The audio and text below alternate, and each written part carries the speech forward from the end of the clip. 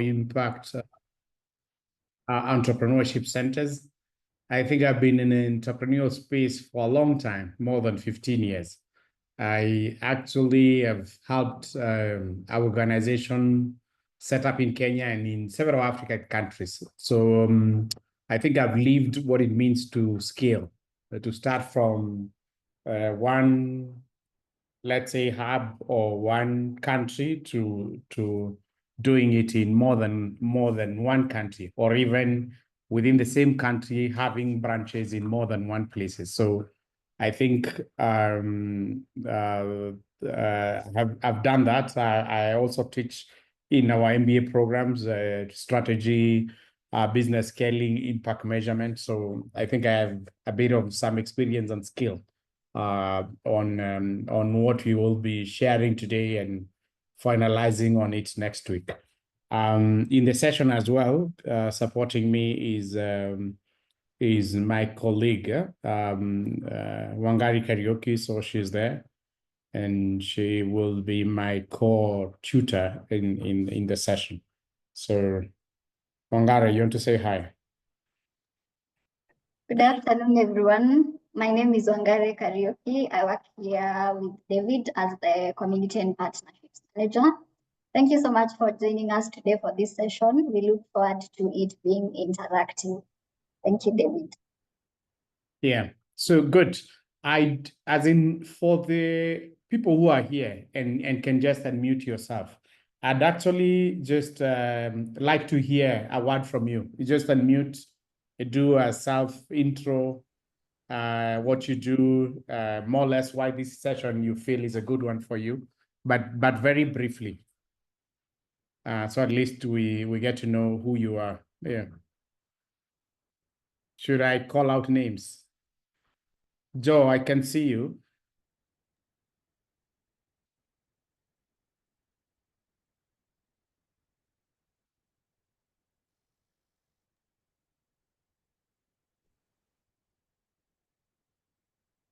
Antonia, you can go ahead.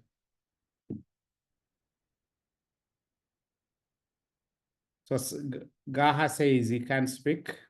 But anyway, he's following the session. But I just want to hear from people who Hi, can David. speak. Hi, Joe. How are you? I can speak. Yes, please. I'm in the market visiting entrepreneurs, the power okay. of our work. So I may not be Yeah. able to put on my camera because of those who are around me. I am Joe Mukoko, co-founder African MSME Collective, business advisory agency that supports micro and small businesses. So today, this afternoon, I'm in the market visiting the micro businesses to just see how they are getting on. And I'm happy to be here, even as we get to learn from you. How do we scale and start from one to another, just as you have done? Thank you. Very good. So good to have you, Joe. Someone else, Antonia Mutunga. Good afternoon, everybody. Yeah, my name is Antonia, and I am grateful to be here. I am a BDS a supporter and service provider. I work with the MSMEs just to help them scale and build sustainable businesses. My background is ICT, and I'm grateful to be here. I also work with an organization that supports MSMEs through training and capacity building, team building, and speeches and talks just to help them build capacity and also improve their businesses. And I am also a certified consultant. Thank you. Good, good, very well. Yeah. So, Stephanie. Hi, good afternoon. Sorry, I'm the road. I may not put on the camera. My name is Stephanie Nguku. I am the founder and CEO at Assek Consulting. We package and promote businesses for investment. Our forte being what is commonly referred to as investor readiness. We have been doing this since 2019. And my why am I in this session? I want to learn or pretty much we are looking to be able to see how we can partner and collaborate with other parties beyond the border. And yeah, so pretty much is what I am looking to be able to learn from this session. Thank you. Great. Thanks so much, Anastasia. And Nancy Dalla.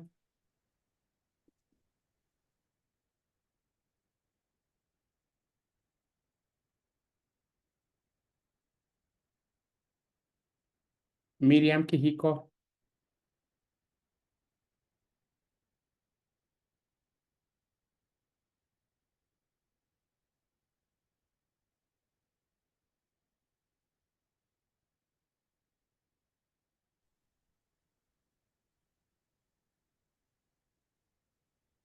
Dr. Faith. Good afternoon. Sorry, I'm on the road attending something. My name is Dr. Faith from, I work in a training institution where we impact course, knowledge and technical skills to the learners. And again, myself, okay, I came in late, so I don't know what exactly I'm supposed to say. No, it's just a quick introduction. Just you and your organization. Yeah. Oh, okay. Personally, I'm a strategist, and also I'm a ICT expert. Yeah. Of course, being the administrator also. So thank you so much. Okay. Thank you. Jack Otieno.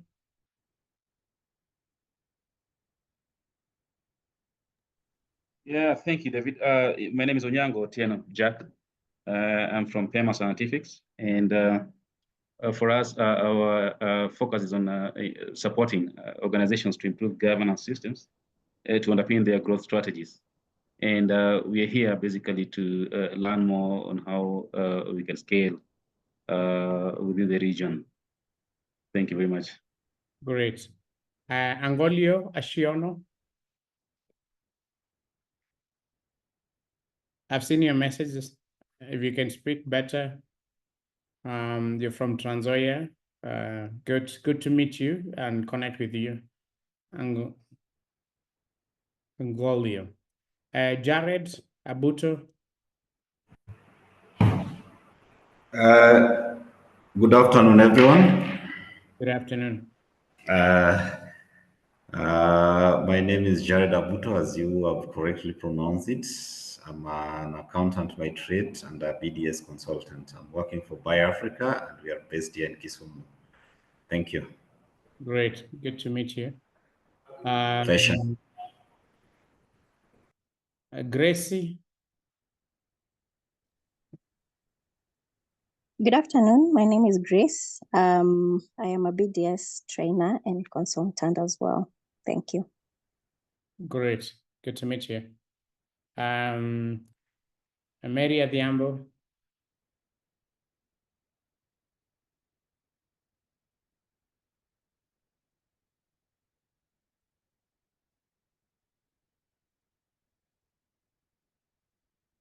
Yeah, anyway, I think for purposes of time, we can keep introducing ourselves on the chat. Or Costa, you want to say something? It's just a quick introduction, but then we can proceed. Go on. Hi everyone. Thank you. My name is Costa Maria. I work with Synapis, Mombasa office. I'm the team lead. Thank you. Great. Good to meet you, Costa, and good to have you here as well. So, I'll just go directly to our today's content.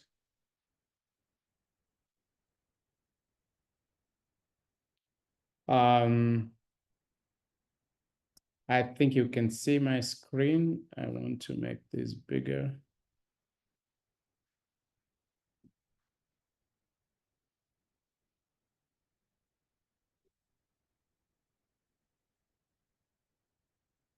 Yeah, you can see my screen, right? Yes, David. Very well. So this is scaling beyond borders, and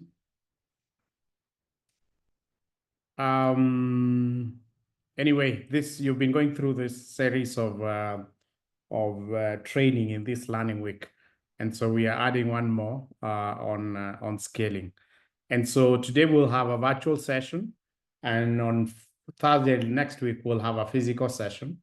So today we'll introduce scaling, why scaling, and then maybe a bit on different types of economies, or as in, let's say, the potentials or what could actually drive us towards scaling. So anyway, I think the question is, what is scaling, right? And you see down here on the slide here, that scaling is the attempt of replicating a solution in new arenas. So when you replicate a solution, something you're doing in a new location, or doing it differently, then you're scaling. So we say that anything that we do, and most of us are BDS providers, or we are ESOs, enterprise support organizations. There's a product or service that we are offering that is responding to a need or solving a problem. So based on the context that you are in, and you're supporting startups, scale-ups, other forms of organizations, you're responding to a need that they have. So they want to grow, they want to raise capital, they want to increase their revenues and so on. So that's the need that your sort of customer segment has, right? So any product or any service that you're offering, you're responding to a need or solving a problem. But we're also saying that one successful solution, if you're already implementing it very well in Nairobi, you can replicate that in Mombasa, or in Kisumu, or in Nakuru, or in Nyeri, or in Eldoret. So one successful solution can be implemented in a specific context, but also that in another context, there could be similar needs. So the needs of entrepreneurs in Kisumu could be the same ones as the ones in Mombasa or in Nairobi. So you find that for a certain segment that you're serving, they could have similar needs, even if they are dispersed in different locations or they are different targets. So you would find that if you're serving an early stage business, in some aspect, even a growth stage business could still have the same need. Maybe they have needs of visibility, or they have needs of raising capital. It could be of different forms, but they still have the same needs. Let's say the percentage or the impact of the need could be different, but at least the needs are there. So we are saying then, when you're implementing your solution in one specific context, you can actually replicate that solution in a new arena or in a new area. And when you do that, you increase the number of the potential customers, quote unquote, or beneficiaries, or startups or scale-ups that you're actually working with. So that attempt to replicate a solution in a new place, in a different arena, in a different context, is what is called scaling. So that's our definition of scaling. So going ahead, so if I was to ask you what is scaling, I think you can tell me. Then the other bit around scaling is that scaling can be done in two ways. There are two ways in which any organization, whether it's a for-profit, not-for-profit, a ESO support organization, a BDS, any type of business, any enterprise, any organization can actually scale in two ways. You can scale in one way, it's called scaling deep. Scaling deep. And when you're scaling deep, it means that you're not going to a new geography. You're not moving from Nairobi to Kisumu, but you start to add new products. So you start to add new services to the same segment. So that's called scaling deep. So you're going deep within what you're doing in the same geographical location, but you start to do many different things that you are not doing before. Or you start targeting new customer segments in the same location where you are. So that's called scaling deep. And then you have the second type of scaling, which is called scaling up or scaling wide. Another name is called scaling wide. And in scaling up, you're then replicating your solution in other places or in new geographies. That is called scaling up or scaling wide. So that means you're moving from Nairobi to Kisumu or to Eldoret or to Uganda or Dar es Salaam or some other place. So that's called scaling up. When you do that, you're scaling up. If I was just to pause here just now, any person with any question just on the definition of scaling and two types of scaling or how you can scale? Anyone who might want to clarify? And you can be doing that on the chat. You can just unmute and speak. You can raise your hand.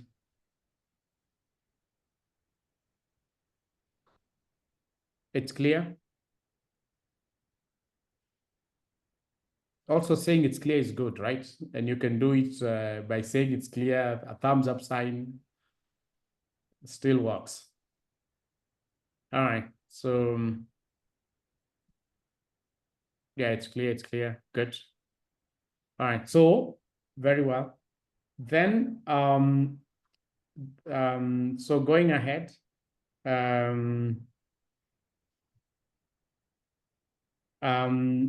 so we are saying that as an ESO, as a BDS provider, partners need your scaling. And you actually need partners in order to scale. So in order to scale, you need partners, but also partners need your scaling.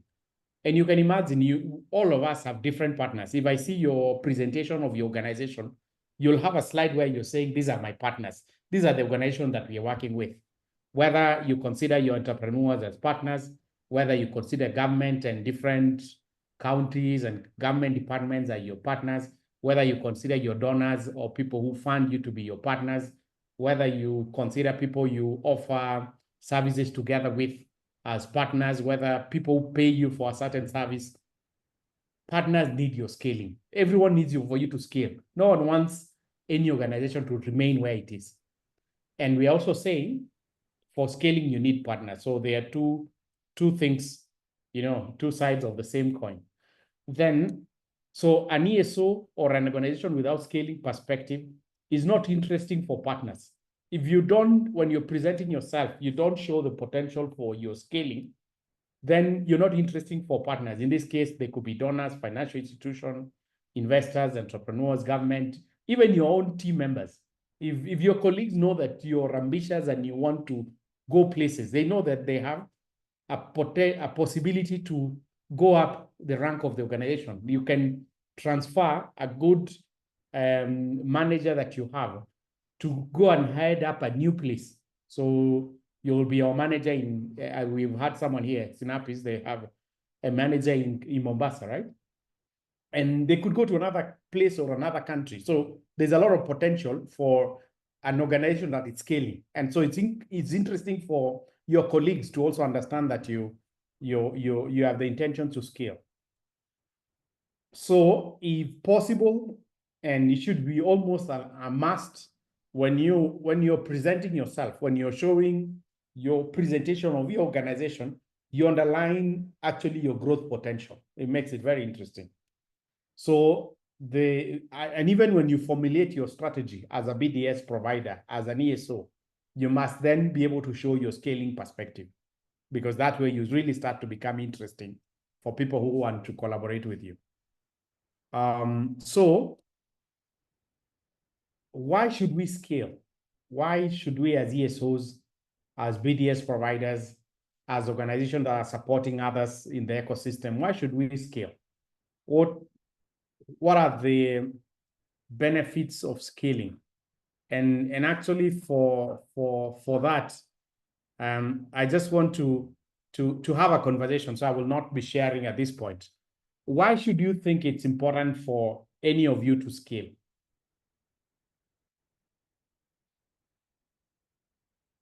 James, good to see you. Gashiri, why should you scale? So Dr. Faith says you scale so that you can grow. Eric says to minimize risk. To spread risk. Yes, let's keep the answers coming. So we cannot be teaching SMEs about growing, yet we have no ambitions to grow. That's a good one. You take advantage of opportunities that are elsewhere. That's also great. To diversify, very good response. And grow and get better opportunities. Yes, you scale so you can grow. So then there was a question. Eric, sorry, I've not seen your question. I think, Wangara, you need to be flagging questions when they come. So Eric had asked, is it advisable to scale up and dip simultaneously, right? So I think that's really a very profound question. And I hope I hope that in the course of today's session and next week's session, we should be able to comfortably answer that question.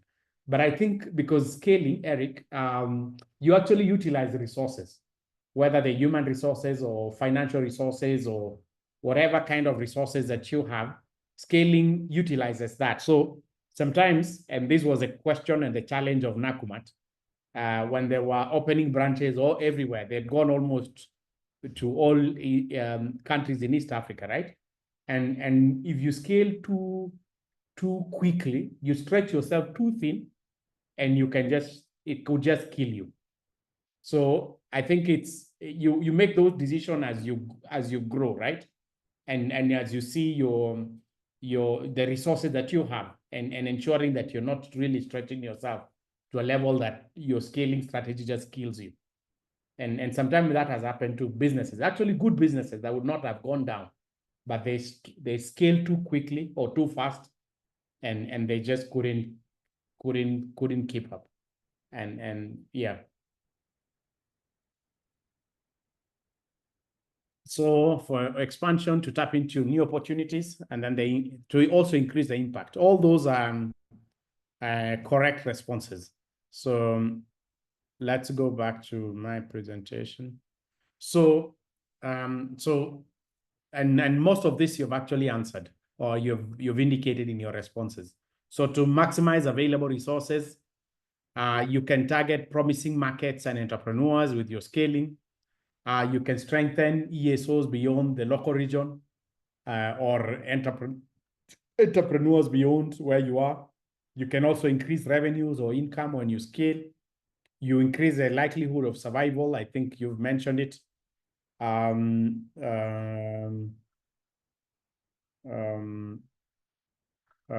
So you likelihood of survival, you reduce your unit of economics, and you can increase your social impact. So those are all the reasons why it would actually be good to scale. So for a not-for-profit organization, so an NGO, or even for a for-profit organization of not-for-profit organization, when you scale for profit, you increase your reputation. All of us know Coca-Cola. We know the big brands that are actually scaled from one country and are global leaders, right? They've increased their reputation as a social benefit. But as economic benefit, when you scale, you increase your income, you grow your markets, you maximize the return on opportunity, and you reduce cost for unit economics. So the more you scale, if you have one manager who is providing leadership to 4 branches, you've reduced your cost of economics by scaling. So you can spread his cost in the 4 branches where you're running, right? So you reduce your unit of economics. Then for a not-for-profit, you scale, and some of us actually as ESOs, we've registered ourselves as maybe companies limited by guarantee. Some of us are registered as trust, as NGOs, as CBOs, and so on. So you increase your impact, you extend your value proposition, you get to fulfill your mission in a bigger way. You become a multi-country change maker. So you create a change at even Pan-African level, or even at East African level. You increase your revenues as well. So if you're getting funding or you're generating some revenues, you can increase your revenues. You can attract more funding. You get more structured. And also you still reduce your cost, unit economics cost. So these are all the benefits of why it would really be good to scale as an organization. So just a bit on, we were speaking about here about this unit economics, right? And economies of, and different economies of fixed cost absorption, economies of learning, and economies of scale. So I just want to hear here your understanding when we speak about economies of fixed cost absorption. What does it mean from your understanding? Then we'll go to economies of learning and then economies of scale. You can put your response on the chat or unmute and just say which one you want to answer. So what does economies of fixed cost absorption mean?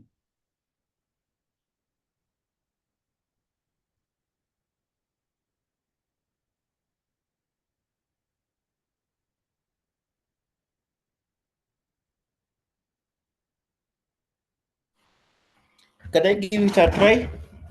Yeah, please.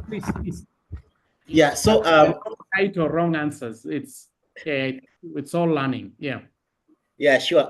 My understanding is that in any business, there are two key types of costs. Yeah. The fixed costs as well as the variable costs. Yeah. So when it comes to the fixed cost, the definition basically is the cost that does not change with the production.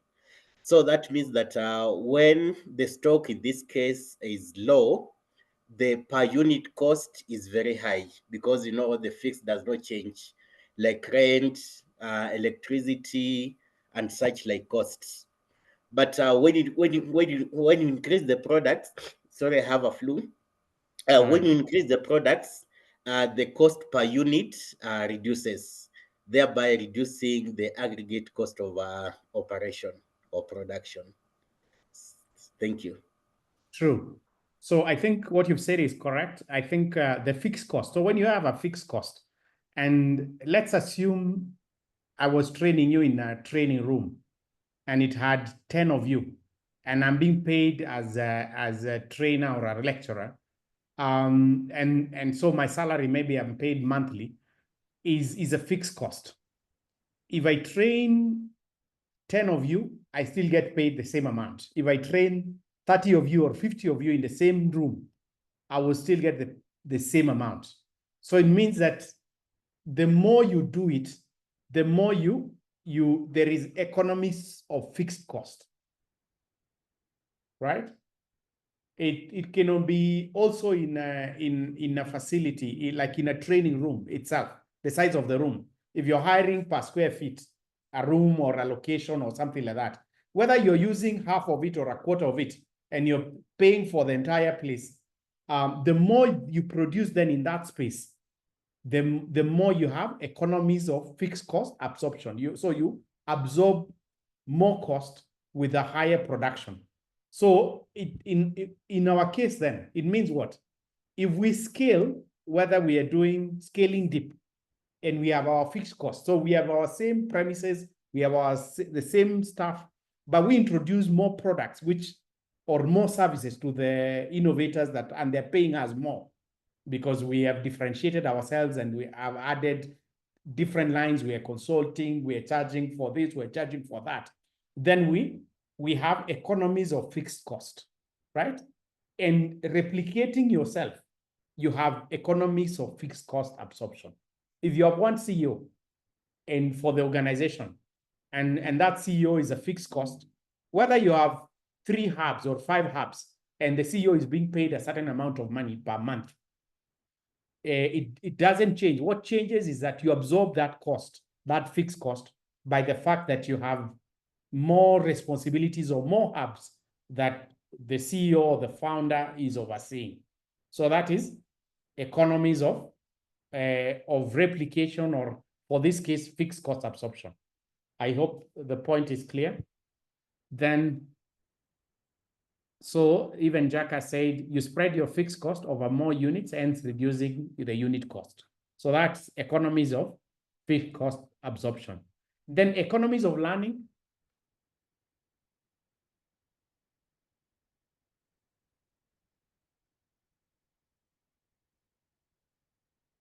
Any one of you with?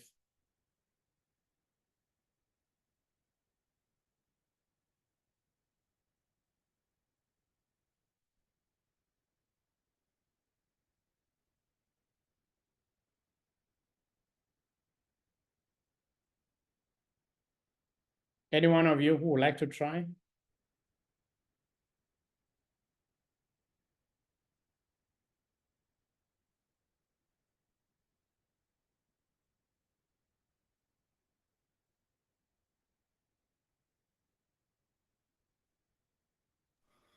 I can also give it a try.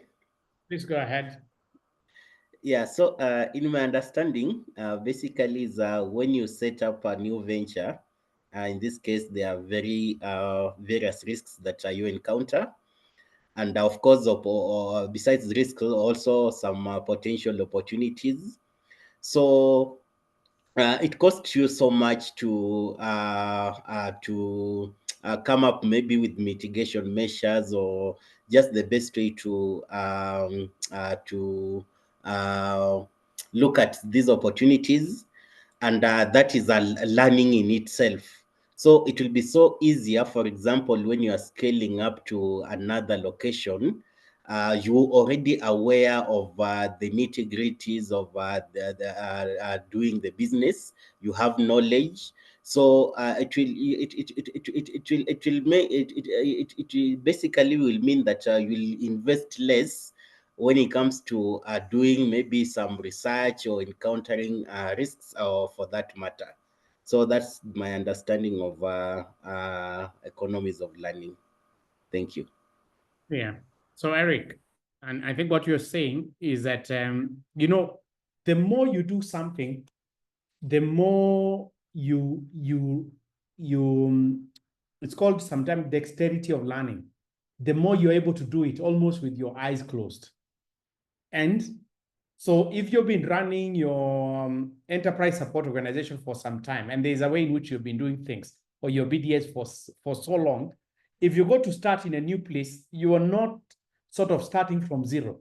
You have the knowledge, you have the tools, you know what it takes.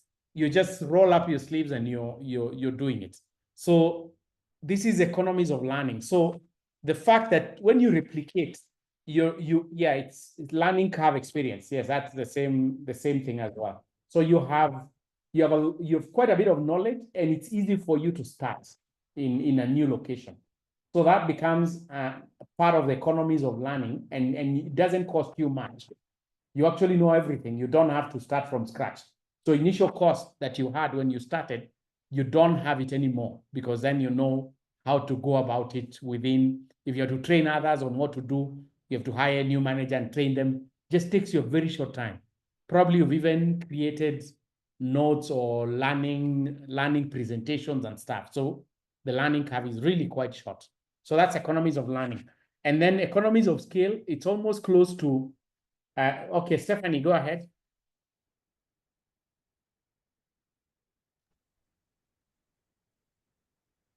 You can unmute and speak. Yeah. So I was wondering whether economies of learning can also apply in a case whereby the kind of trainings that we do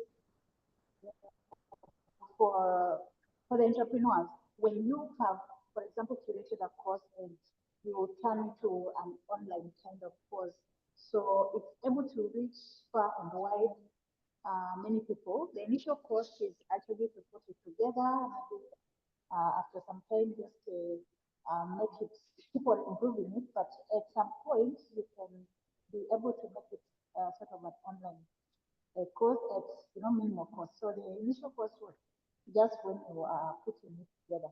So is that also a form of scaling? I thought so. Yes, so and it's still part of economies of scaling, because now if you've already built content and you transfer that content even to offer it online and reach more people, you're scaling with the same content that you have. But also adding to your point is that the more you've, let's say if I'm in training and let's say if I've been training scaling strategies for a long time, if I have to go and train again, it's so easy for me to do it because I've internalized, I know the content, I can deliver it within even a very short time than someone who is, let's say, trying to learn how to train on a new topic for the first time, right? So there is a speed that you can even take and actually even focus on what is key in what you're offering and key takeaways for the people that you're actually training. And you take a short time, you use less resources because you've already built that experience. So that's economies of learning. And then I think it's linked, as you're saying, to economies of scale. So if you scale what you already have or through the resources that you have, then you still get economies, as in there's a saving that you do when you actually use scale. So that was touching on economies and scaling or actually replication. So I want you to take a minute and think through as an organization, all of us who are here. If you are to scale, and maybe some of you have even scaled, or you're thinking to scale, will you scale deep? So adding more products, more services,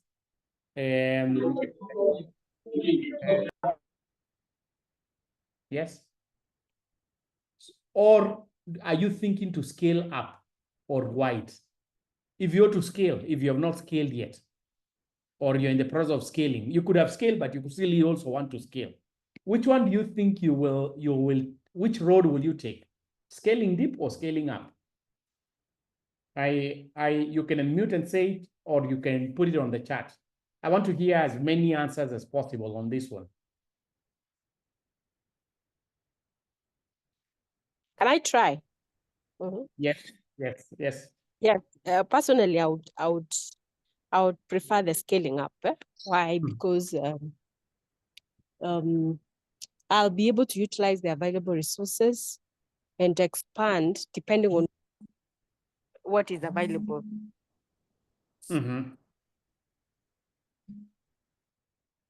So scaling up means you would be opening up a new hub.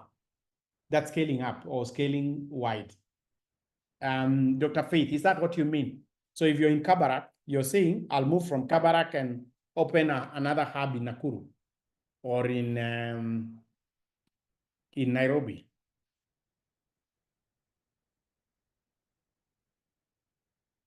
Hello?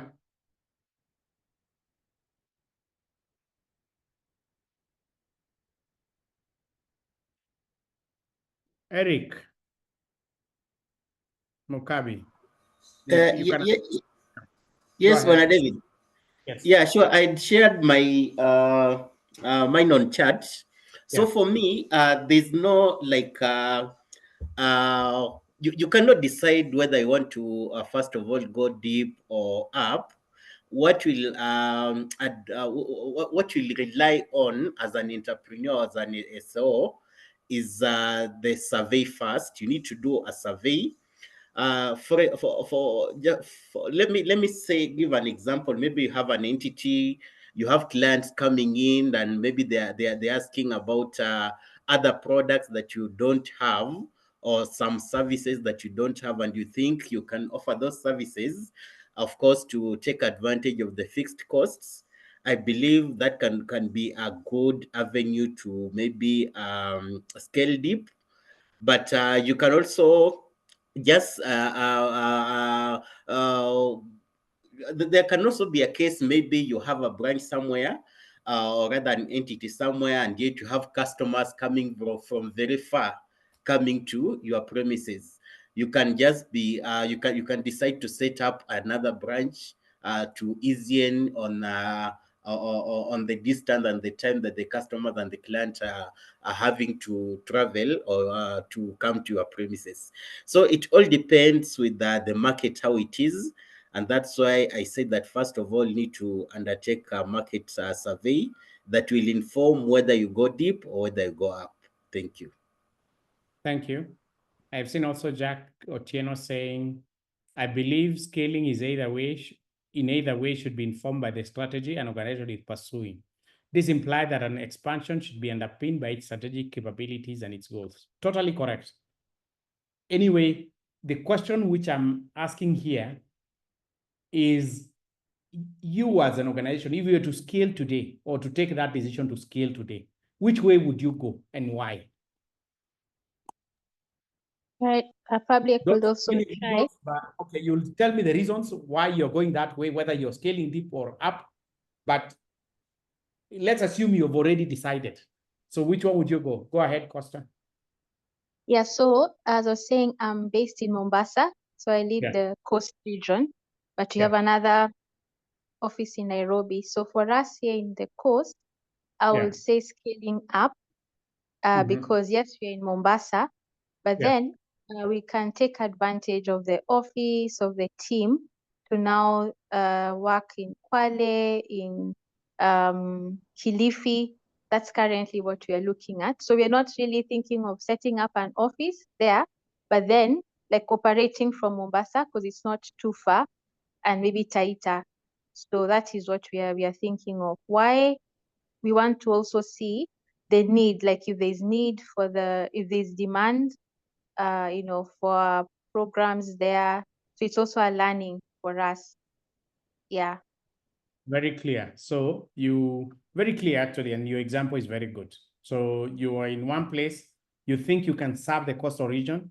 You don't need to open a hub in Kwale or some other place before, but you can still use your team to do reach outs. Yeah, you hire space somewhere, whether you have entrepreneurs there, they need your services, you go and train them. So you've scaled, yes, and you've scaled up or wide to a new place. And then you consolidate the demand.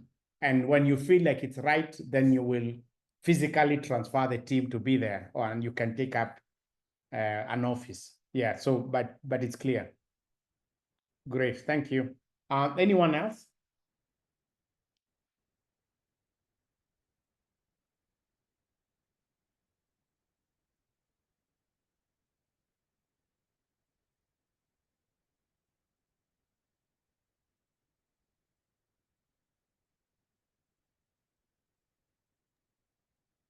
Okay.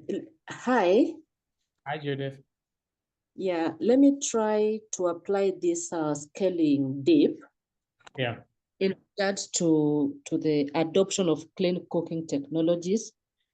I'll use scaling deep so that we reach more people within the rural sectors because of the challenges that they're having in the adoption of clean cooking technologies. A shift from traditional to modern cooking technologies. Yeah, so I'll choose scaling deep.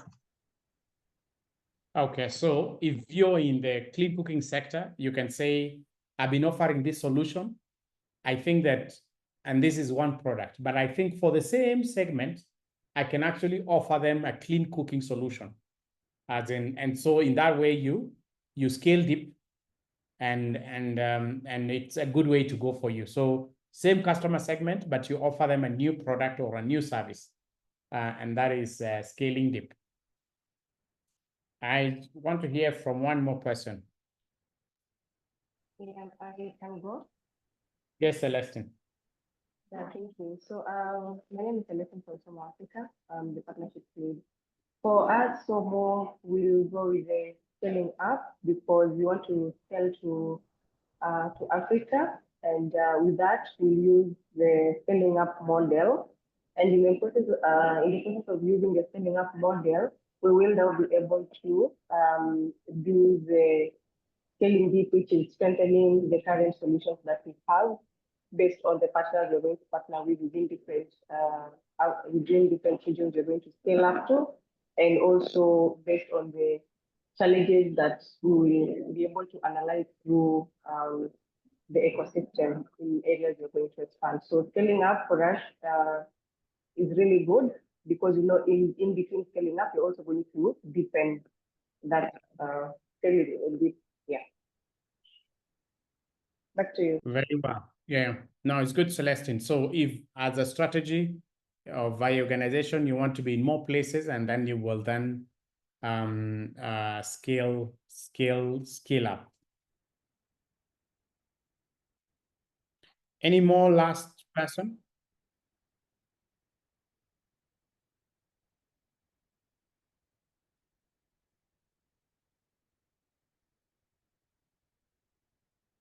Okay, so I think when you're thinking scaling, you would think, should I scale deep or up, and why? And you'll have your reasons.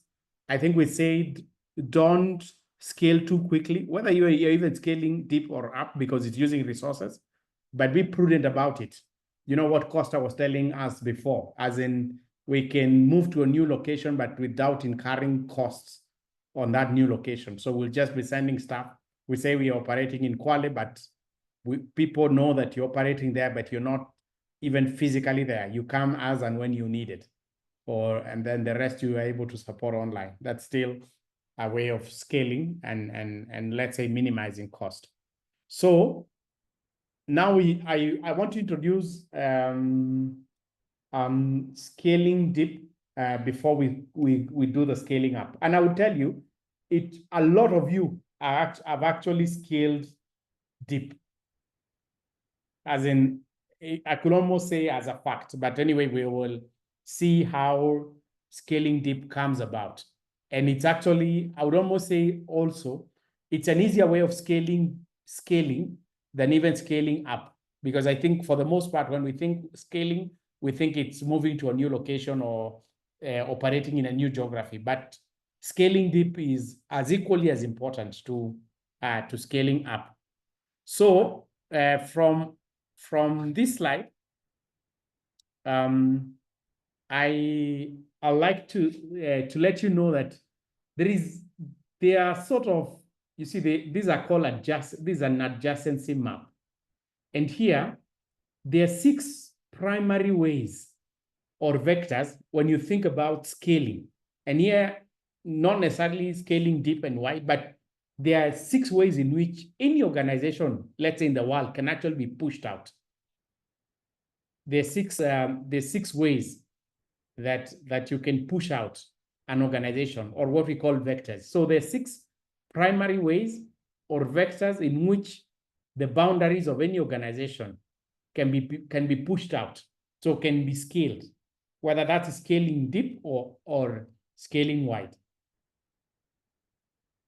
So you can scale in new geographies. So when you think about new geographies, of course, this is scaling up. Then you can scale new channels, right? And we'll see each of these new channels. You go to a new channel. So you've been operating in a physical way, but then you start to run your programs online. So you maintain the physical and the online. That's a new channel you've used, and you're scaling deep. You can scale to a new customer segment. So you can micro segment your existing customer segment, or reach unpenetrated segments. So there's a segment that hasn't been penetrated yet. So that's a way in which you can scale. And this is scaling deep. Or you can introduce a new product, and then we will see that. What does it mean for an ESO to introduce a new product? Or you can actually set up a completely new business. So you spin off one of the things that you've been doing, and you create a new business. Or you do a new value chain step, and we will see what this means. So here we say backward integration or forward integration. So you've been operating just serving startups alone, and now you decide, we've grown enough, we've built enough experience, there's a lot of demand by already existing enterprises within your location who need more support from you. So you move from startups to scale-ups. That is almost, you would almost call that a forward integration, right? So that's a new value chain step. Or you've just been dealing with startups and you want to do some innovation challenges or run some hackathons. So guys who don't even have a startup and you want to start with them. So you're doing a backward integration. So you're going a bit backward, and that is a new value chain step. And that is part of scaling deep. So there are 6 ways in which, and you could be considering for your organization, which way would you pick here? The 6 ways in which you can actually push out the boundaries of your organization. There are 6 ways in which you can actually scale, whether you're scaling deep or wide. So new geographies, new channels, new customer segments, new products, new businesses, new value chain steps. So I think in going forward, we'll unpack each and every one of these. And you would actually be telling me, maybe I already did that. Maybe I didn't know that I was scaling and I was already scaling deep, or it's a new thing that I would actually just start doing it. You know, it doesn't take much for you to do it. So there are those 6 ways in which you can actually scale. So if we are to look at new channels, what does it mean, new channels, right? So if successful, there's just a comment, the new move into a new channel can produce enormous source of value for the ESO or for the entrepreneurs. If you move to a new channel, think about the time of COVID. Probably not all of us shut down because you just moved from physical sessions to online sessions. And with online sessions, then you can reach a lot of people that you're not able to reach before. So typically the development of a web-based platform creates the opportunity for new forms of support to entrepreneurs. So you can create, I know if someone was here, they've created a lot of platforms, and maybe some of you as well have created or digitized your content, and you can offer that content or it can be consumed in a digital way. So that is creating a new channel. You have some podcasts, you have some YouTube videos, you have digital training material. And when you're running your sessions, you can provide that, and that becomes a new channel of delivery. So not only physical, but you're reaching a lot of people. Think about Assek. Assek could have done this training, and we're doing actually physically next week. But doing it online and having the online channel to build capacity of our members provides a new way of reaching members that are even very far away that might not make it to attend a physical session, right? So that is utilizing a new channel. And you can think, as an ESO, what is the new channel that we can actually use? Whether for distributing your product, whether it is a digital channel, whether it's also an indirect channel, as in you might want to offer services to certain entrepreneurs and you're not there, but you outsource to another local ESO. That's still another channel that you're actually using to reach the final customer that you had in mind. But we're saying be careful, because this new channel, if you digitize, it may require totally new skills and sometimes new resources. You know, how to create videos, how to, you know, when you're sometimes running online classes, there are some organizations that are really, really good at that. You know, they have 1 minute information, 2 minutes of reading, 1 minute of simulation, a video, an illustration. So, you know, to do all that and be able to captivate people for a self-paced online training program, for example, needs a lot of skills. You need a lot of ways on how you can digitize that content and really make it very attractive. Otherwise, guys, people just switch off and they cannot follow it up to the end. You have some quiz, some self-assessment, and all that. So you add a lot of twist and a lot of creativity to your content to be able to offer it, let's say, in this new channel. So, but you need to know whether you actually have what it takes. Because sometimes some people can tell you, oh, we run our programs online. Then you like, give me access to your LMS. And what you see, you like, really, I don't think you're serious. As in you don't have what it takes yet to offer an online program, right? So it could require new skills or new resources. So we have to think about it. And here, just in form of question, a question here. Are there some web-based or virtual incubation program out there that you know? Anyone who knows a virtual program that is run very well?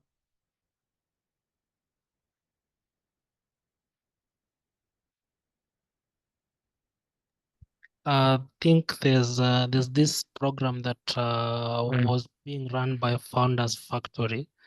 Forgetting the name, but it's a fully virtual program that is actually regional. So it has participants from Kenya, Uganda, Nigeria, and other regions. So they go through the program for 12 weeks and then they graduate in their individual countries. I'm just forgetting what the name of the program is.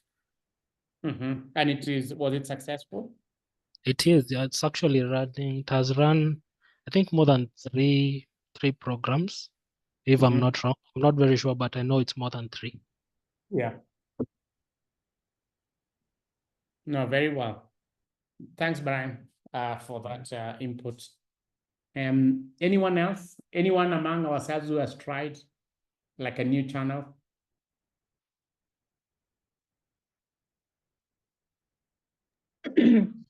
Good morning, good afternoon, everybody. We have CSR for Live Your Dream, and it's a program that we normally run every Monday on Zoom platform. Yeah. And it has been there now for 3 years since it started during COVID. So it's now turning 4 years. Yeah. Good. So you could have tried, and some of us tried some programs, let's say during COVID period, and they picked and are successful, and you decided to carry on with them. So you would then be having, and Antonia, that's really a good example. So you would then be having the normal program or a way you're training, and then you have a specific program which you offer it in a certain way, and it's targeting a new group or even the same group that you're working with, but you're reaching them differently. So yeah, that's good. Yeah, sometimes I've seen also Assek, they've run some master classes. You get someone who's in Europe, they might not be physically here, and they have an opportunity to give you some really good insights to all of us as members, and we go for it, right? So that becomes a new channel or a new way of delivering value to your members or the enterprises that you're working with. So this was new channels. Then the next one is what we call a new customer segment. So new customer segment. So here, you're modifying a proven incubation or acceleration program to serve a new customer segment. So you modify what you already have. So you already have a program. There is already a way that you're doing something, and you modify that to serve a new customer segment. So it comes from a growing understanding of different customer groups. So you, over time, you have a growing understanding of different customer groups, and you know, oh, this is just someone who's ideating. This is a startup. This is a scale-up. This is a mature business. So let me not treat them and train them in the same way, but I can actually modify the product. I was doing incubation before, but I can have now a sort of a very early stage design thinking, empathy mapping kind of thing for guys who are just ideating. I have a product for just people who already have an MVP. I have a product for enterprises that have already have a product in the market. I have a product for those who have really stabilized and are thinking also to scale to another country or to another region. So you micro segment your market and offer them different programs, whether they're paid programs, whether you're funded to run the programs. When you go meet your donors or someone who's supporting you or whoever is supporting you, you say, I have this program for these people, I have this one for this other one, I have this one for this other one. If you want to give me resources, you can give me resources for all, or you can give me for this one. I'll go find someone else to do this one. And I will, for the growth stage, I will actually get the enterprises themselves to pay, right? So in this way, you have a variation of your product, but is serving very different groups of enterprises. So we say here, it's a major adjacency move for any organization or any ESO. It's a major move, but you need to be able to draw the lines. Sometimes some of us say, oh, we are doing incubation or we are doing acceleration, we are doing both. But when someone asks you, really show me the content that is different from this one and that one, there is no different, right? So really you've not then done a very good segmentation and package a very good product just for a specific group. You almost do one size fits all, but that really does not give you or the entrepreneurs a good result.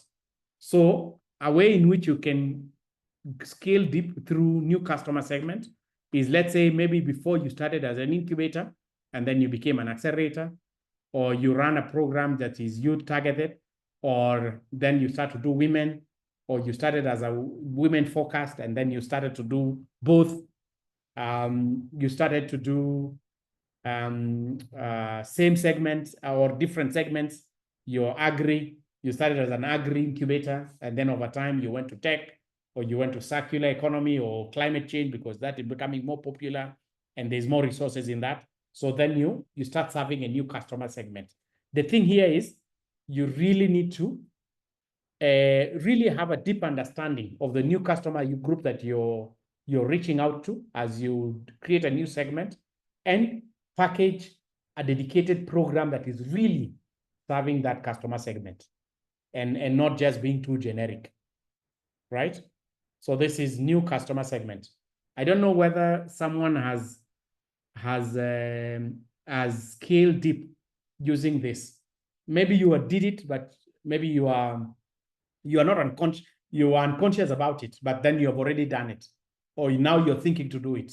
Any comment on the new customer segment, or even an example of an ESO that started in one way and has gone to another way, or is doing both?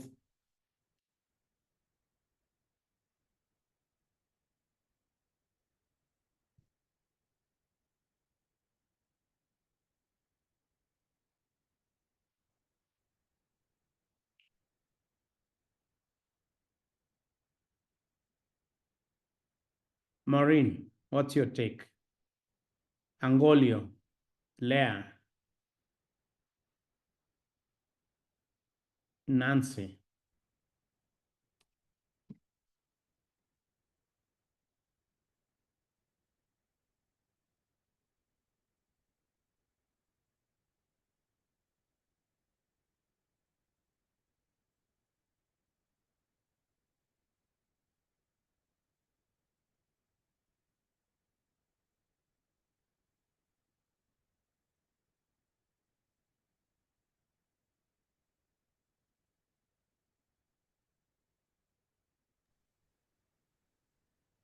David.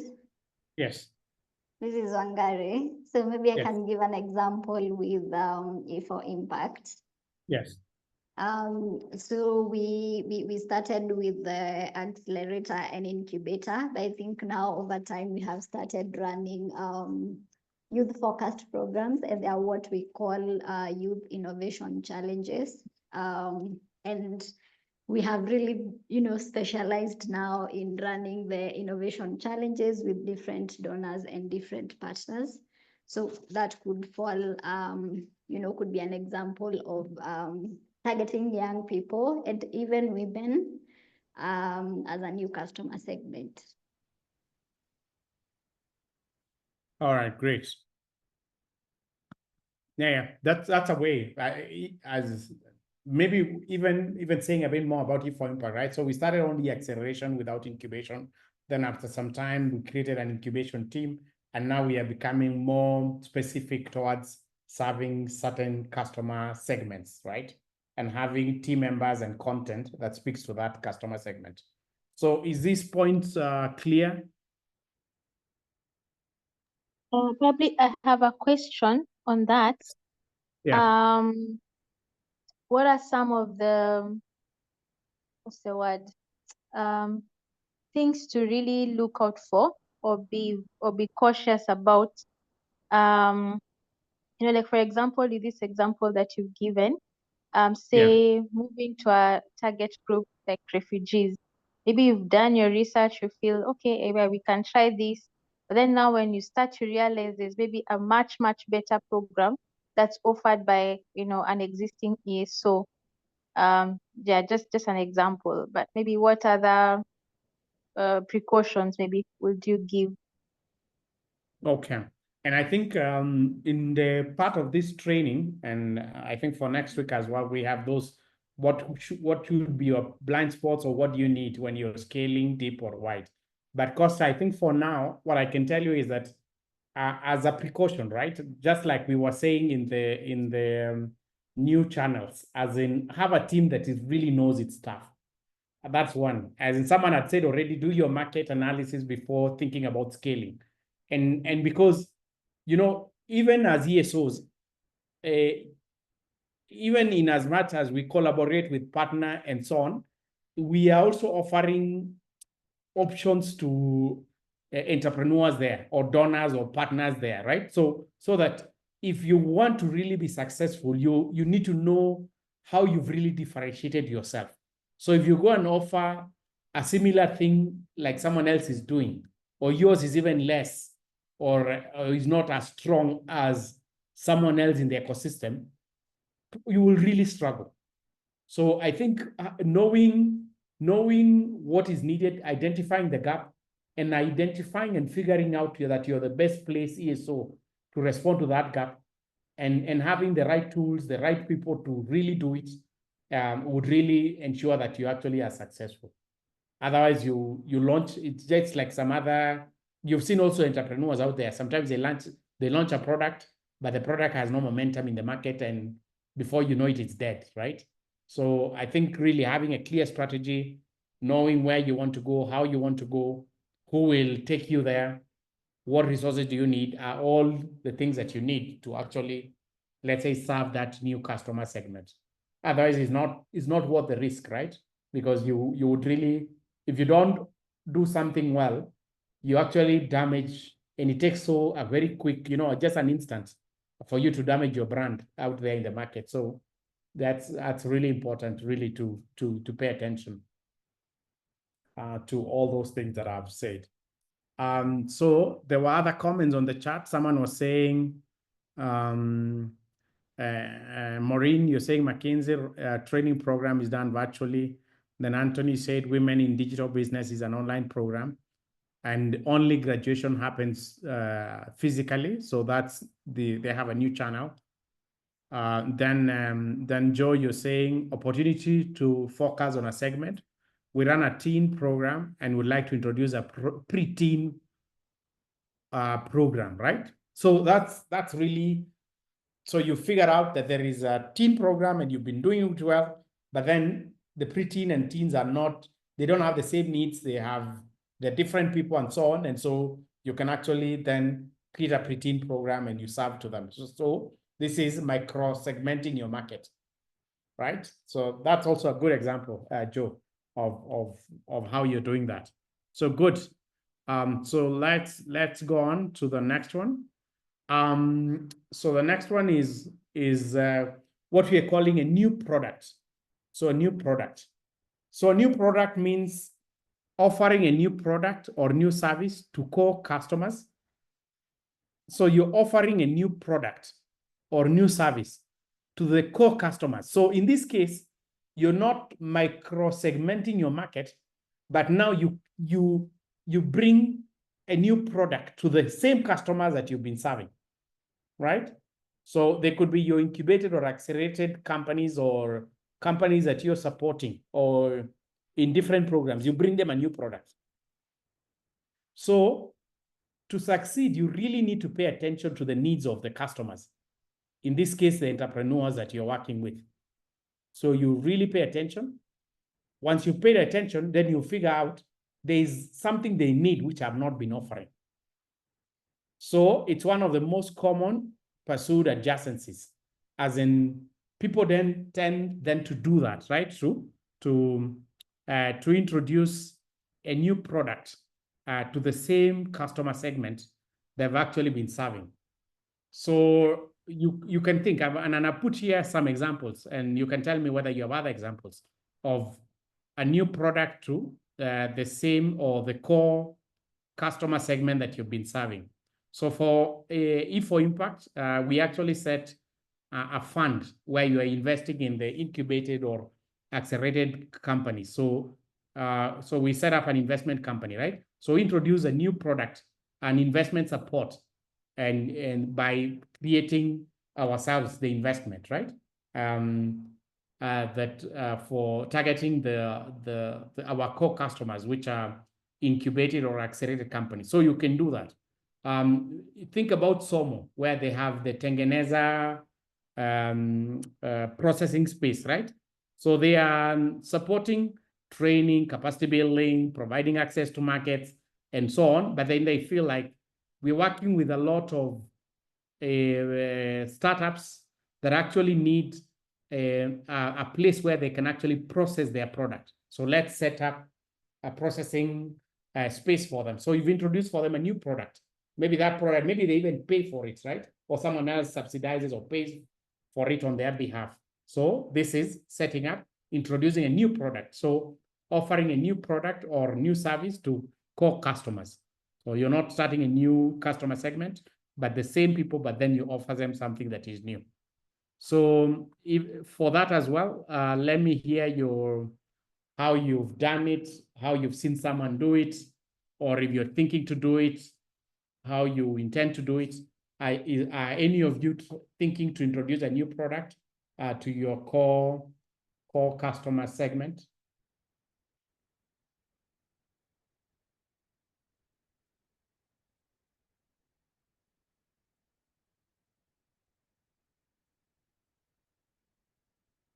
Joram, good afternoon.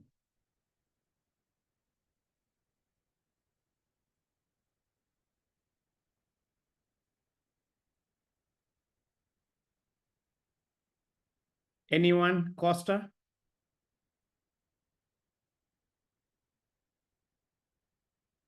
Anne Ichungo.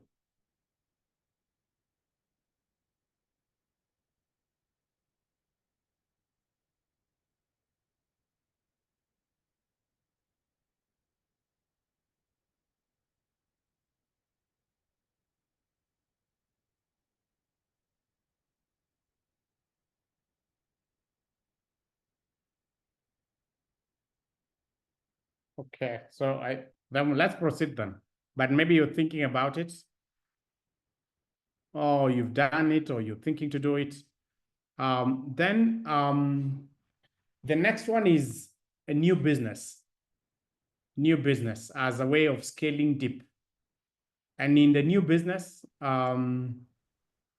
you're building a new business around a strong capability. So you realize that you have certain skills or core skills that you've actually developed over time. You've been doing your BDS work for a year, 2 years, 3 years, and you think that I can now sort of spin off or start a new business from this thing that we've been doing, right? And it's the deepest diversification that you can actually have. And it's also the rarest form because it's very hard that ESO spin off, but it could be possible. And maybe even some companies that you're working with also spin off. And sometimes it could be the most difficult one to pull off. To create something that is totally new, you spin it off, you go register it, and it becomes a standalone business. And it's in that way, it's a way of scaling. I was seeing Joram here because I tried to put an example of Wild and Sandbox. So Wild before, and then you spin off and you begin something else.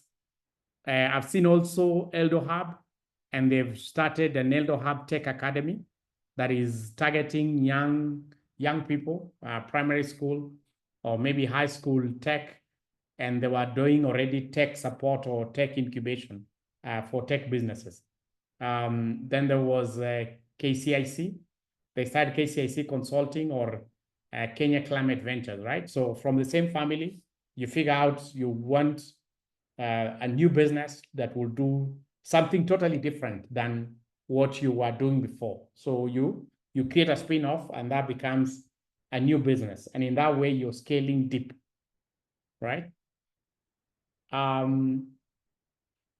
Any other examples of ESOs that have spinned off or started something new than they were not doing before?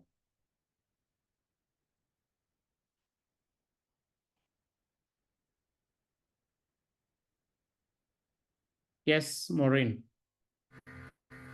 Hi. Hi. This is Maureen from Magister Systems. I'm not sure whether it's a new business, Yeah. but we support farmers in Marsabit. We provide them with farm inputs, we do extension to them, and then we look for a market for them. But we identified another need, that is the children in the region. There is a need for establishment of schools, so we went ahead and established schools in the region, offering them with education, and then having a model whereby from the farm inputs that we are from the as the farmers sell in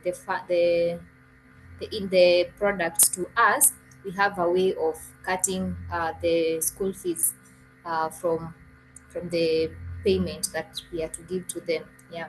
So I don't know whether it's a business, a new business model, or where we can categorize that.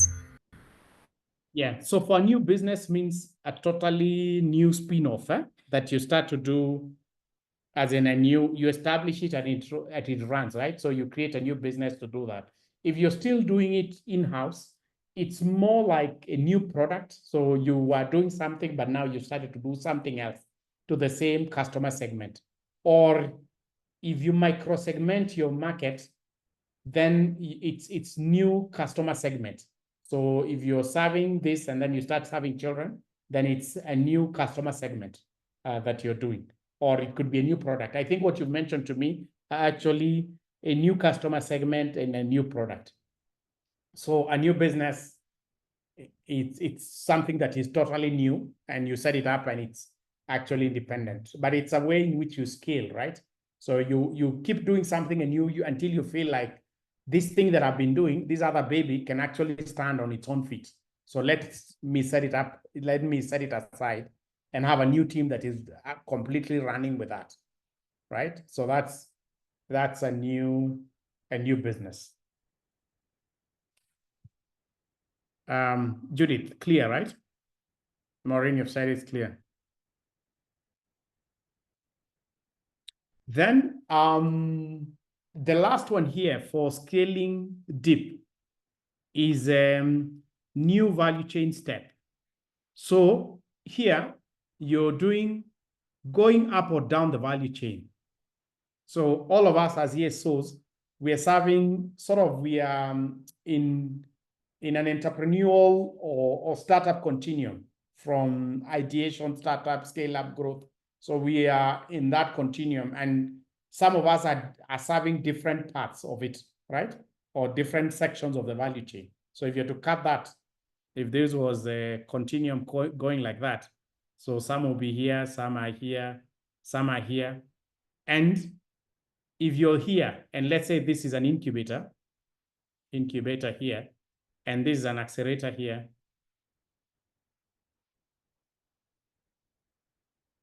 then you can decide to go up or down the value chain into an entirely new set of activities, because the services that you provide to an incubated companies should be different from the one that you're providing to an accelerated companies.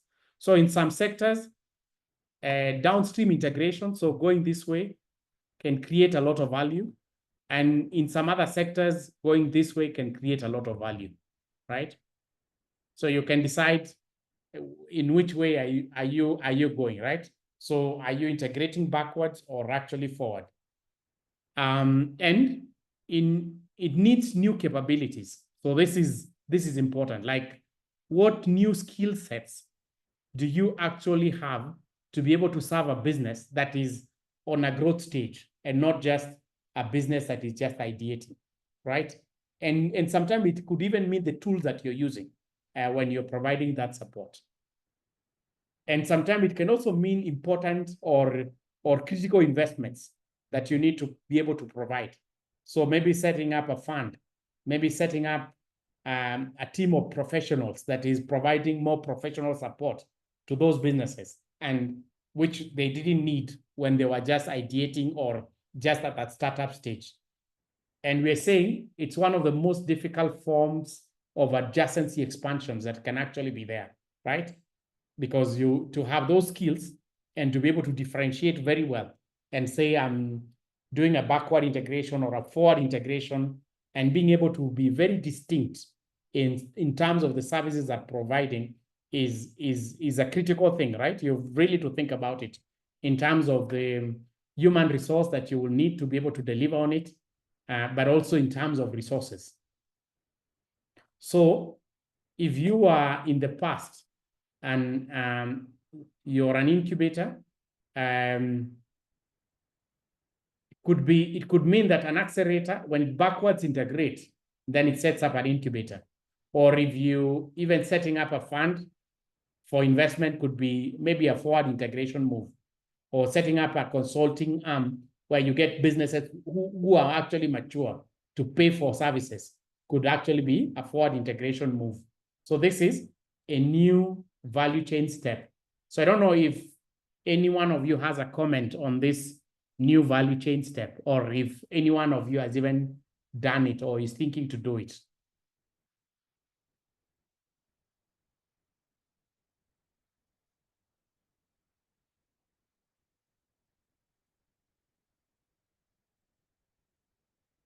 Any feedback? Is it clear? Is someone intending to do it?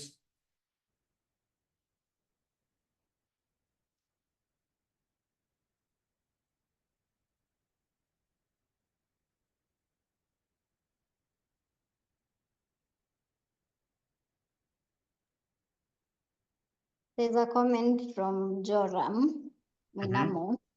Yeah. He's saying they are testing some value chains outside entrepreneurship. So he says he's in a noisy place, so he can't speak. But they are testing some new value chains outside entrepreneurship. Okay.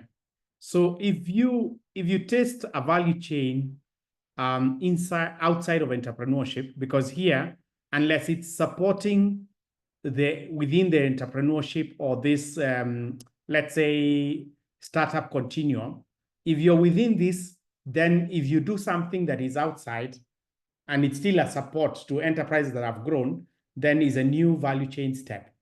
If you move out of let's say products that was within entrepreneurship, then you have actually introduced a new product, right? Maybe to the same customer segment, or maybe in this case, you're targeting a new segment with what he's trying to bring into the market, right? Yeah. So that would be my comment. But so he says that it's services that concern the entrepreneurs, but provided by people not in the entrepreneur ecosystem. Yeah. So it could still fall in there, or it could be a new product to the entrepreneurs within the ecosystem, right? So it could be any of those, but it's still an adjacency move. It's still a scaling deep move, right? Yeah. So I think that's clear. That's clear, Joram. Thanks for your input. Any other person with any other comment?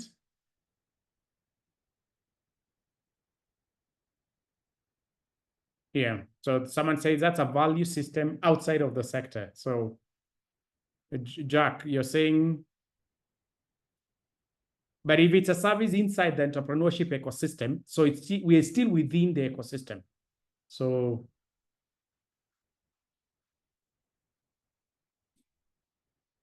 Jack, do you want to clarify what you've said in the chat?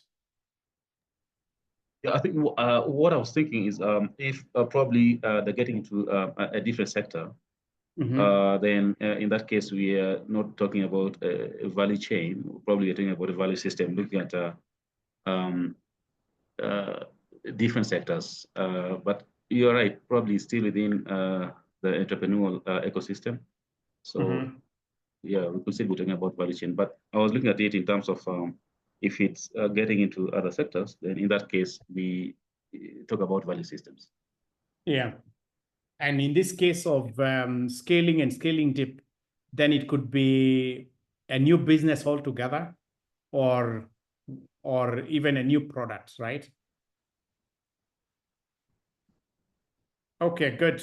Thank you. So this is some work I want to give you. And then we will, after you respond to this, we'll close this session today here. So choosing the scaling deep strategy.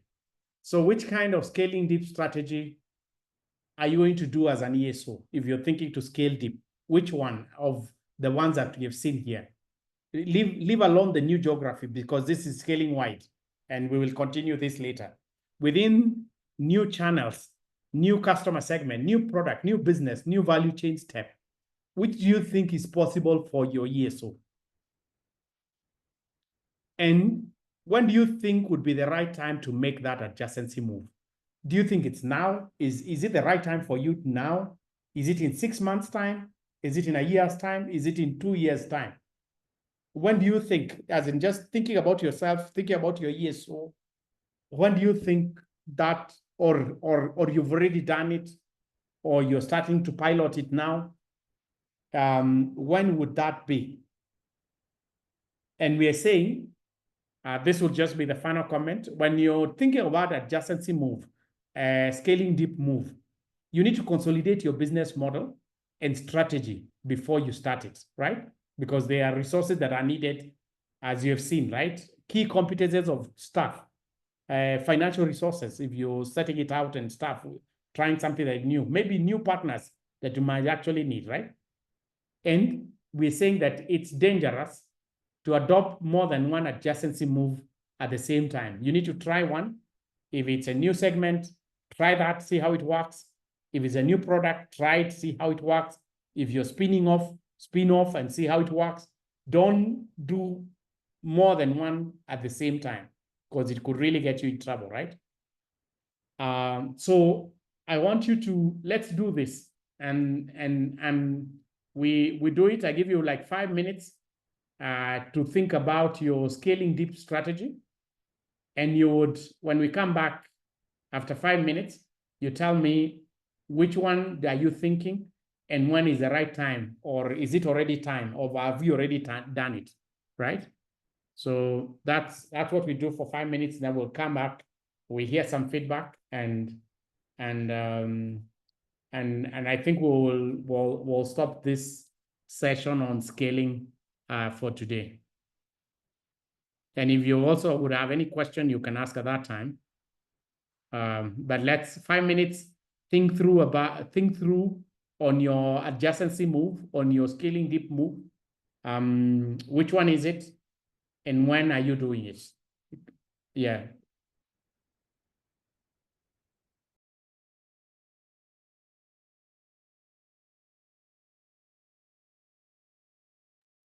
So it's 3:40, 3:45, we start to give the responses.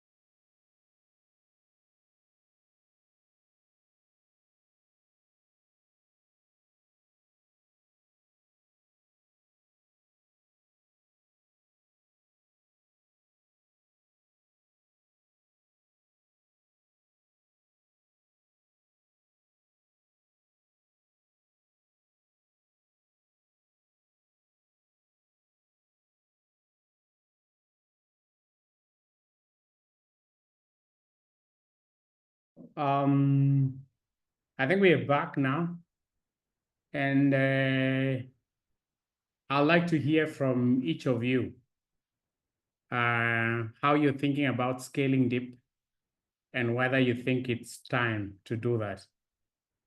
So, so I'll actually call out the names I see here, apart from Joram, who is in a noisy place, and we already had what he's piloting. So let me hear from as many people as we can. Judith. Wow. Okay.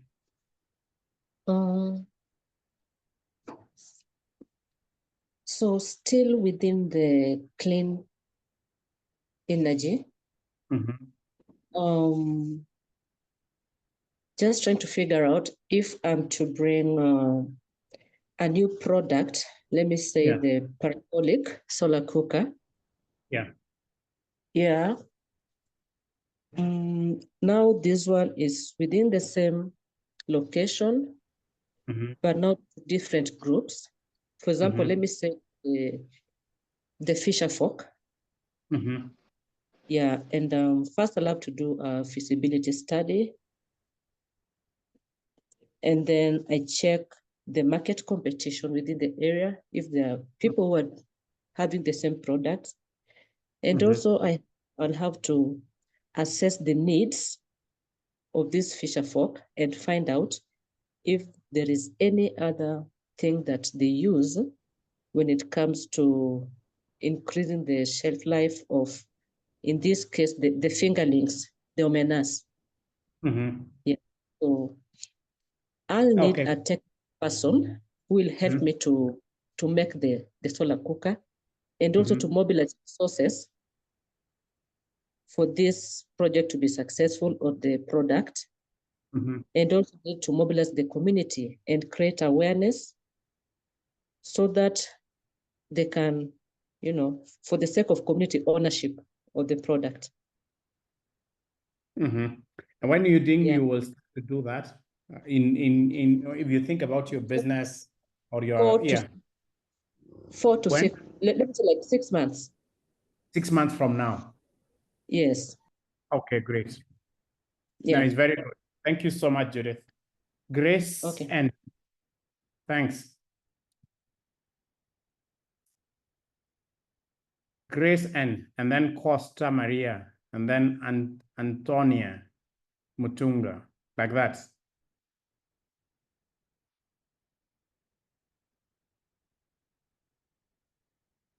Costa. Yeah, David. So what I'm thinking of, or what we've been thinking about, is the new channels. Yeah. At least specific within the coast region. Because as I said, we want to operate still from Mombasa but reach to other areas. So looking, for example, like we are offering the online courses, which we've started doing. But then I think also now exploring to see how effective we can be with that, and also learning from others, like you mentioned, like Somo, for instance. Yeah, so that's where we are at. And you think that you will start in which month? We've actually started. Or you've started already? Yeah. It's just now seeing how we can do that better. Yeah. Great. Like we're currently offering a class in Diani. Yeah. Very good. Very good. Very good, Costa. Thanks so much for that input.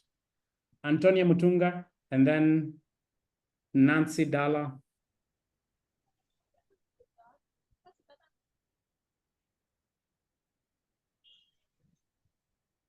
Antonia, are you able to unmute? Nancy, you can do the same.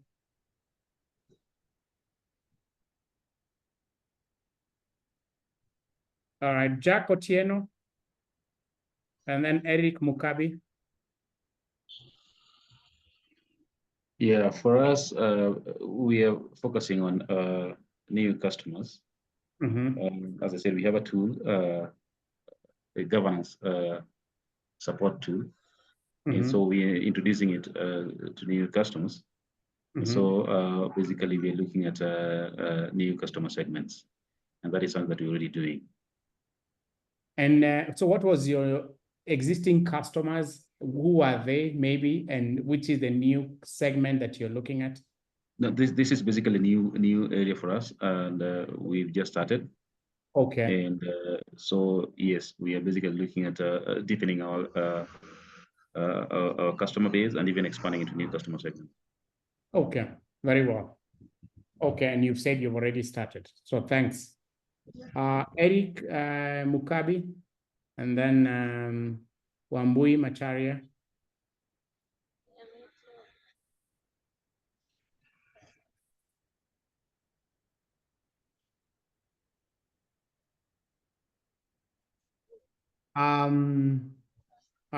And Joe, are you able to speak now?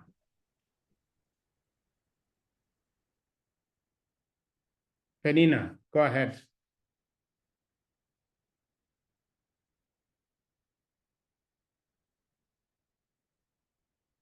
Celestine Otieno.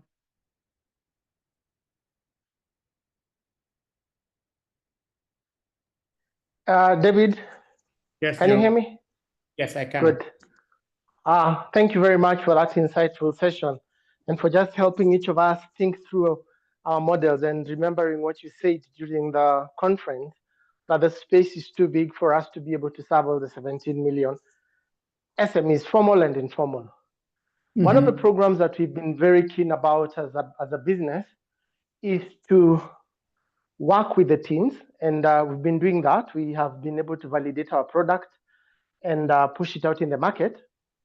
And we would like to continue doing that. And how we are looking at it is, why wait till they become teenagers? Why not start when they're teens? And also not just do it alone.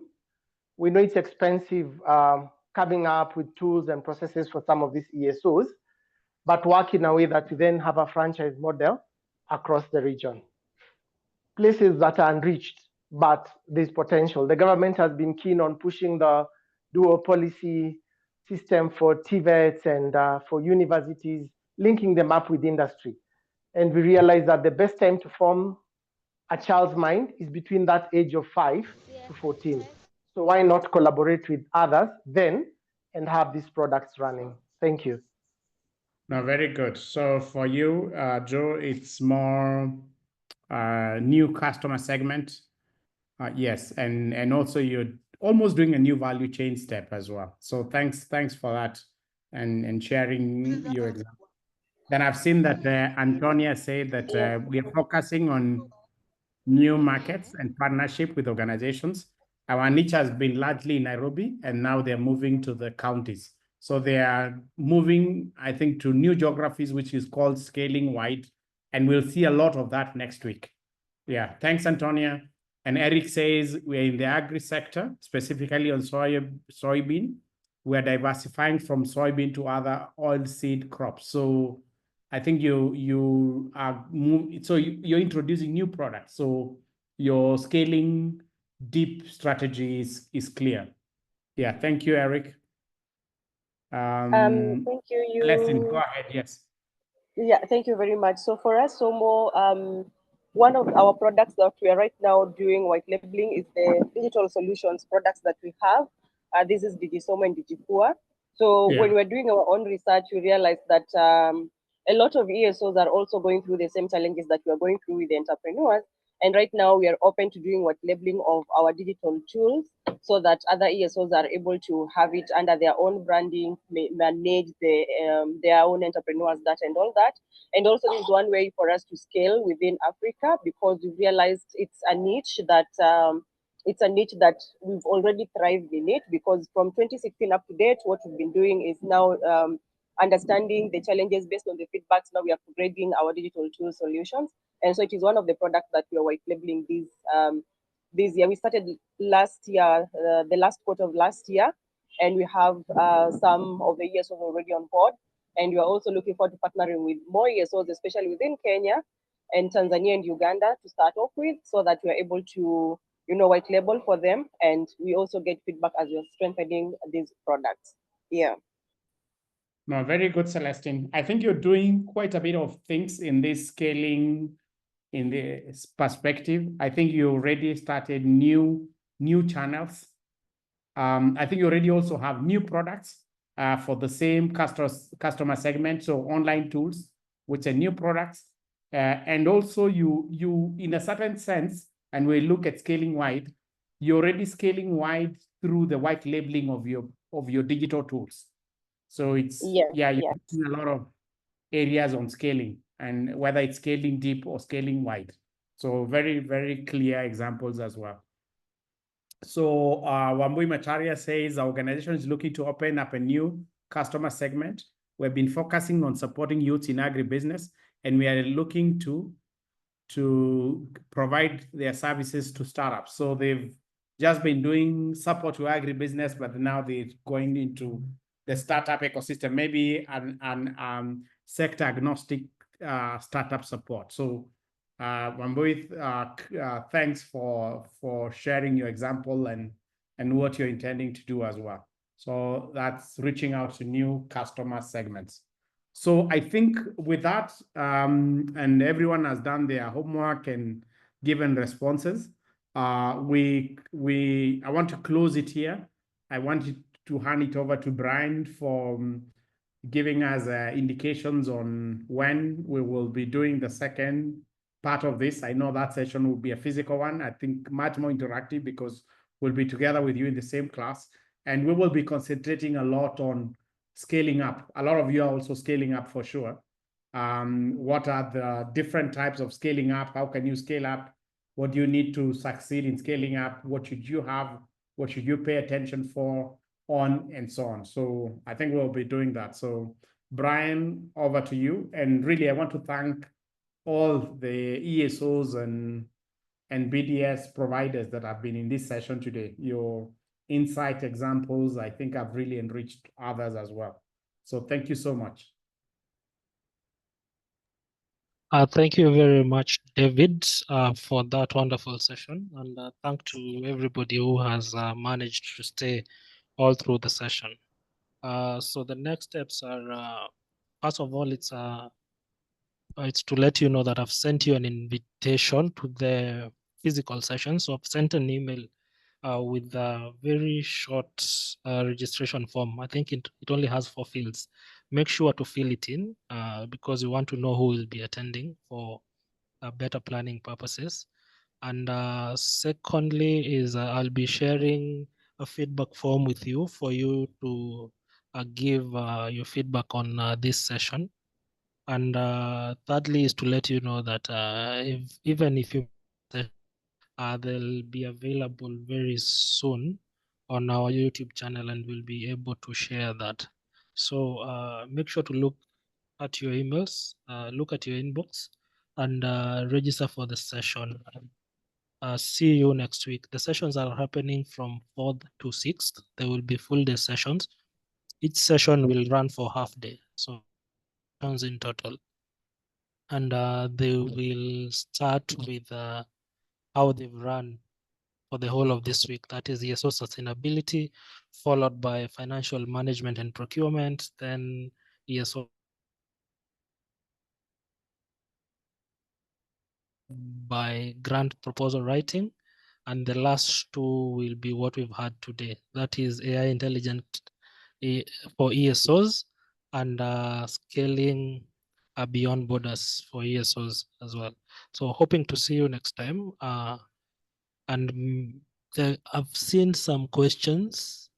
The program is not paid, so but we'll only admit the people who will have registered. Now that is the other thing. So make sure that your name is in that form. That is just to ensure that we have the right people and the people who have already attended this virtual session, since the physical ones will be continuations of this. So in case of any question, I'll just drop my number here.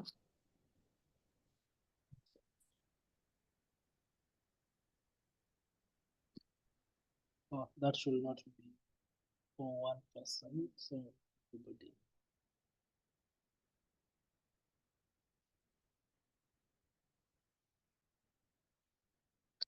So you can either write me a WhatsApp or a text message in case you have any questions, and then I'll respond accordingly. Thank you very much and have a good afternoon. It's an evening, actually. Bye. Bye. Thanks, Brian. Thanks, everyone. Goodbye. Have a good evening.